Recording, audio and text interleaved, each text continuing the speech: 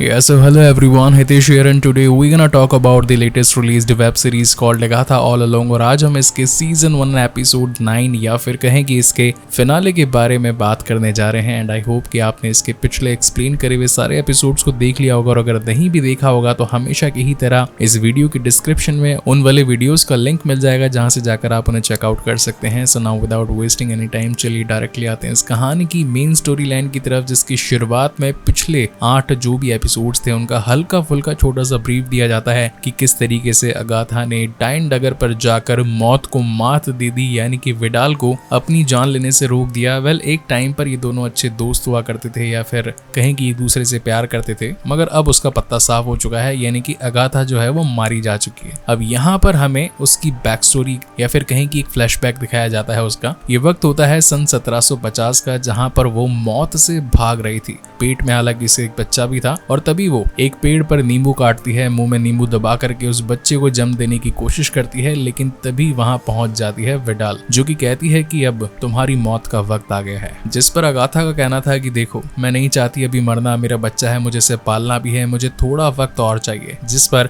Widal कहती है कि ठीक है, मैं तुम्हें बख्श तो नहीं सकती या फिर तुम्हारे बच्चे को बख्श तो नहीं सकती, मगर कुछ वक्त जरूर दे सकती हूँ। और ये कहकर वो निकल जाती है और ये बताकर जाती है कि मैं जरूर आऊंगी और तुम्हारे बच्चे को अपने साथ ले जाऊंगी। अब 1750 के अंदर जब ये वक्त होता है, थोड़ा 1-2 महीने निकल जाते हैं, तो अगाथा अपने बच्चे को लेकर के गांव में या फिर कहीं की जंगल में आगे बढ़ने लगती है। तो उसे डायनो की एक और टोली दिखाई पड़ती है जो कि खाना वगैरह पका रही थी। उन्होंने एक रक्षक घेरा भी बना रखा था, जैसे हैरी पॉटर की मूवीज के अंदर हमने देखा है ना कि किस तरीके से लास्ट में वोल्डेमॉर्ट से बचने के लिए ये सभी जादूगर मिलकर एक घेरा बना लेते हैं। तो यहाँ पर एक घेरा था जहाँ पर ये अपने आप को रहकर बचा रही थी, लेकिन एक बच्चे को देख करके इनकी भी अंदर की जो ममता होती है वो जाग जाती है और वो अगाथा की मदद करने के लिए तैयार होती है। अब यहाँ पर इन्हें मारते हुए तो नहीं दिखाया गया, सिर्फ एक रोशनी चमकती है, जिस पर हम व्यूअर्स को ये पता चलता है कि अगाथा ने यहाँ पर मौजूद हुई सारी डायनो को जान से मार दिया है। अब क्यों मारा है उसका रीजन मैं आपको आगे बताऊंगा। एंड देन ये जो बच्चा होता है ये करीब 10 साल का हो जाता है। ये लोग जंगल से निकल करके गांव में पहुंच जाते हैं और गांव में ये बच्चा चोरी करता है। अब जो डायने होती है,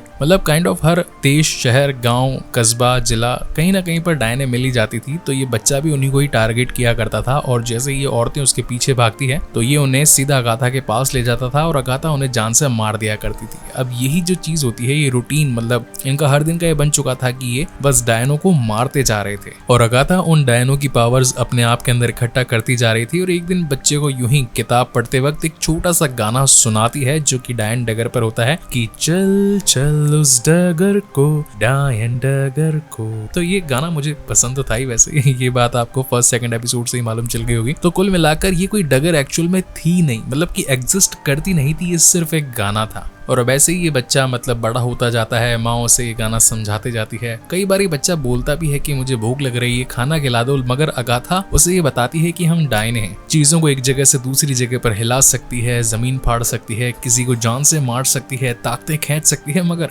खाना बनाना आता नहीं है। तो अब इसे फनी वे में लेना चाहिए या फिर क्रीपी वे में, वो मैं आप लोगों पर छोड़ता हूँ, कमेंट सेक्शन खुला हुआ है। तो कहानी पर वापस आते हैं। तो कुल मिलाकर यहाँ जो एक माँ है अपने बेटे के साथ जिस तरीके से जीती है, उसे बड़ा करती है, चीजों को सिखाती है, वही सारी चीजें कुछ दिखाई जाती है। और यहाँ पर जो उसका बच्चा होता है वो एक छोटे से फूल के साथ में भी खेल रहा होता है। मतलब जो लास्ट एपिसोड में हमने इस फूल का बीज देखा था ना, जो कि एक आंसू से बड़ा होकर के फूल बन जाता है, तो वो यही था। इसी के साथ उसकी माँ ने उसके कुछ बाल भी रख लिए थे। अब ऐसे ही एक दिन ये लोग डायनो को मारने के लिए क्लब में जाते हैं। यहाँ पर वो एक गाना गाता है जहाँ पर अगाथा कहती है कि बच्चा कितना अच्छा गाना गाता है, इसकी माँ तो जरूर बहुत ही अच्छी सिंगर होगी, हमें इस बच्चे की काबिलियत को समझते हुए इसे कुछ दान कर देना चाहिए। तो बाकी जो चुड़ैले होती है वो भी इसकी बातों में आकर फंस जाती है और बच्चे को कहती है कि तुम छोटे लग रहे हो, भूखे लग रहे हो, और मैं तुम्हें खाना खिला दूं। और अब इनकी प्लानिंग यही थी कि उन डायनों को जान से मार दे, मगर कहीं ना कहीं अगाथा के बेटे, जिसका नाम होता है निकोलस केज अपना गोस्ट राइटर, वो हीरो भी है, उसका नाम यही निकोलस केज, तो वो मना कर देता है कि नहीं माम, आज छोड़ देते हैं, कल मारेंगे। और ये जंगल में जाकर के सो जाते हैं। अब घर तो इनका कोई होता नहीं है, तो ये जंगल में अपनी दिन रात निकालते हैं। अब इस रात क्या होता है कि जब उसे प्यार करके सुलाती है तो रात को डेथ आ जाती है, यानी कि विडाल, और वो अपने साथ उसके बेटे निकोलस को ले जाती है, क्योंकि 10 साल पहले ही उसने अगाथा को ये इन्फॉर्मेशन दे दी थी कि मैं रुकूंगी नहीं, मगर थोड़ा वक्त जरूर दूंगी। तो आज वो फाइनल डे था। तो अब इस वजह से जब वो नेक्स्ट डे उठती है तो उसे अपना बच्चा नहीं मिलता, मतलब बच्चा तो मिलता है मगर उसके अंदर से उसकी आत्मा जा चुकी थी, यानी कि ओनली डेड बॉडी थी।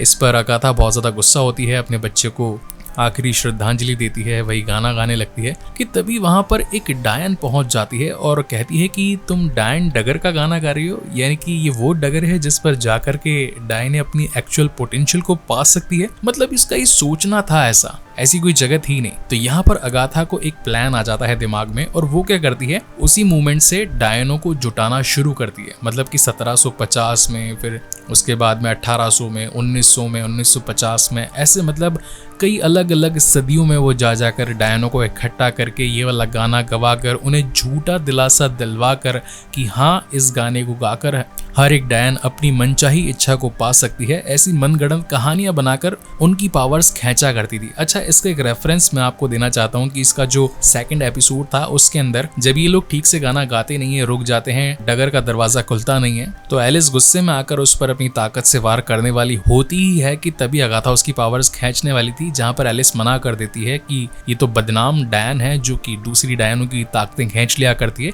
तो इस बार ऐसा कर नहीं पाएगी और अभी तो हमको जो है डायन डगर पर जाना ही है। तो बेसिकली हुआ ये था कि इस बार इनके साथ में वांडा का बेटा यानी कि बिली मैक्सिमॉफ भी था। अब जिस तरीके से वांडा के पास में रियलिटी को चेंज कर डालने जैसी ताकत थी, तो वैसा ही कुछ बिली के पास में भी थी। और जब वो डायन डगर का गाना सुन रहा था तो उसके दिमाग ने ही इस पूरी रियलिटी को बदल करके एक ऐसी डायन डगर बना दी जहां सचमुच में ये लोग जाकर के एक फाइनल डेस्टिनी को पा सकते थे। हालांकि ऐसी कोई चीज थी नहीं, मगर बिली ने सिर्फ अपने दिमाग में घर पर मौजूदा चीजों के थ्रू इसे बना दिया था। और जब अगाथा यहाँ पर नीचे के दरवाजे को देखती है तो वो काफी ज्यादा कंफ्यूज थी कि यार मैं तो सिर्फ लोगों को चूतिया बनाया करती थी कि डायन डगर का गाना गाने से डगर सचमुच खुल जाती है, जिस पर जाने के बाद में मनचाही इच्छा शक्तियां मिल जाया करती है। तो आज ये आ कैसे गई, मतलब नीचे जाने का सचमुच रास्ता खुल गया। वेल, अभी इस वक्त वो मिलने के लिए आई थी बिली से और कहती है कि मेरे पास मेरा शरीर तो नहीं है, मगर ये जो आत्मा रूपी भूतिया शक्ति है ये हर जगह घुमा करती है, मगर दिक्कत इस बात की है कि मैं कुछ छू नहीं सकती। अब बिली जो था वो ऑलरेडी परेशान था, उसे अपने भाई को ढूंढना था यानी कि टॉमी मैक्सिमॉफ को। तो वो क्या करता है, अगाथा के खिलाफ कुछ ऐसे मंत्र जाल बनाने लगता है जिससे कि उसकी आत्मा भी हमेशा हमेशा के लिए चली जाए, मगर वो उसे रोकती है और जो छोटा ताबीज कह लो या फिर बटन कह लो जो कि बिली के हाथ में था, इस बार वो उसे धक्का दे देती है और वो नीचे गिर जाता है। यानी कि कहीं ना कहीं अगाथा का अभी भी कोई छोटा सा अंश जिंदा है। और इस बार ये दोनों मिलकर के डिसाइड करते हैं कि ठीक है, अगाथा जो है वो मदद करेगी बिली की उसके भाई टॉमी को ढूंढने में। वहीं दूसरी तरफ हम देख पाते हैं कि जेन जो कि कार्डो की महारानी थी या फिर कार्डो की टीचर, उसे उसकी पावर्स मिल चुकी थी। दैट इज वाई वो अपनी एक अलग राह पर निकल जाती है। यहाँ सीन अगेन वापस से डगर पर शिफ्ट होता है। यहाँ पर अपना जो बिली मैक्सिमॉफ है वो चाहता था कि इस डगर पर चलने वाली बाकी की 3 डायने जैसे कि मैडम शेरन जिसे कि हरी डायन का दर्जा दिया गया था, एलिस जो कि रक्षक डायन थी, और लीलिया जिसे कि भविष्यवाणियां या फिर प्रोफेसी करनी आती थी। तो दैट इज वाई वो उनका एक नाम बीइंग श्रद्धांजलि एक जमीन पर लिख देता है या फिर कहें कि उसी के घर के नीचे की जमीन पर लिख डालता है। और ये लोग अब निकल पड़ते हैं अपने एक नए टास्क यानी कि टॉमी मैक्सिमॉफ को ढूंढने के लिए। और ये कहानी, ये वीडियो, ये एक्सप्लेनेशन यहीं पर खत्म होता है। आई होप गाइस कि ये सीजन, ये अगाथा ऑल अलोंग का थीम बेस्ड एक अलग कहें कि जादुई दुनिया टाइप सा कुछ पसंद आया या नहीं आया, कमेंट सेक्शन खुला है, मुझे बताइएगा जरूर कैसा लगा आपको ये सब कुछ। और अगर पहली बार इस चैनल पर आए हैं then please do like, comment and share this video as much as possible. जाते जाते यार सब्सक्राइब जरूर कीजिएगा क्योंकि ऐसी वीडियोस बनाने में सचमुच बहुत ज्यादा मेहनत लगती है। और अब नेक्स्ट एपिसोड या फिर नेक्स्ट सीजन आप कौन सी सीरीज का देखना चाहते हैं, let me know in the comment section. मैं जितना जल्दी हो सकेगा वो आप तक पहुंचाने की कोशिश करूंगा। सो तब तक के लिए keep watching and stay safe. Thank you so much guys for watching this video. मिलते हैं अगले वीडियो में।